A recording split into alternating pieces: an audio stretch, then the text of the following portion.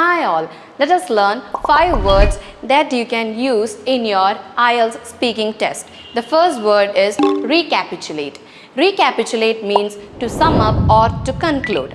For example, finally, let us recapitulate the knowledge argument. The second word is plethora.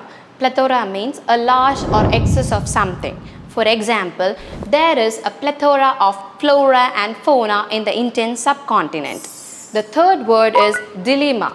Dilemma means a situation in which a difficult choice has to be made between two or more alternatives. For example, he was faced with the dilemma of whether or not to return home. The fourth word is mesmerize. Describe anything that captures the complete attention. For example, they were mesmerized by her performance. The fifth word is however. It is used to introduce a statement that contradicts something that has been said previously. For example, I was running home, however, Peter was about to leave the house. These are some of the words that you can use in your IELTS speaking test. This is Rini from Tiju Sir Academy. Stay tuned and see you later.